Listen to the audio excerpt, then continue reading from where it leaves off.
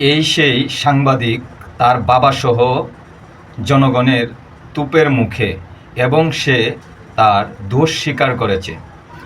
কিন্তু এখন পর্যন্ত তাকে কেন গ্রেপ্তার করা হলো না বা গ্রেপ্তার করা হচ্ছে না? চলুন দেরি না করে সেই ভিডিওটা আপনাদের সামনে তুলে ধরি। যে এই মেয়েটাকে ভাষা দাও, এই মেয়েকে ভাষা দিলে তোমরা ভেবে দেওয়া। ভিডিও করতে চাই আমাদের সাইদ ভাই, ওনার ভিডিও আমার কাছে আছে, উনি আমাদেরকে আপোষ করতে বলছিল উপদেষ্টার কাছে। সে নাকি প্রধান উপদেষ্টা খুব কাছের লোক, উপদেষ্টার কাছের লোক। এই দেখেন, এই যে তার বাবা হচ্ছে তার ছেলে ধর্ষণ করতে আসছে, সে বলে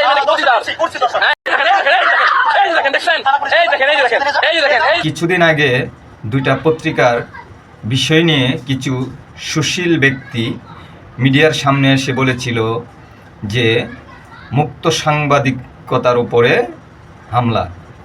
কিন্তু এই সুশীলরা আজ কোথায়? এই যে সাংবাদিক মিথ্যাভাবে একজন জুলাই যোদ্ধা সুরভিকে হয়রানি এবং হেনস্থা করেছে, এখন তারা কোথায়? এটার জবাব কে দিবে? আর সরকারই বা কেন চুপ এখন?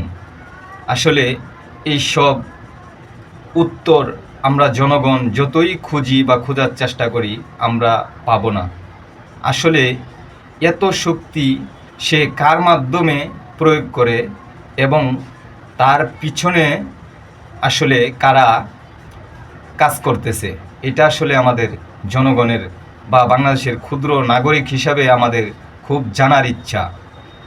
এত পাওয়ার সে কোথা থেকে পায়? আসলে দেখেন, বাংলাদেশের যে বর্তমান পরিস্থিতি, যারাই জুলাই গণ অভ্যুত্থানে সম্মুখ সারিতে ছিলেন তাদেরকেই কিন্তু টার্গেট করা হচ্ছে একের পর এক। কিন্তু সরকার, আমি বলবো এক্ষেত্রে সরকার পুরোপুরি ব্যর্থ। সরকারের কোনো একটা কাজে এখন পর্যন্ত কোনো পদক্ষেপ আমরা দেখতে পাইনি।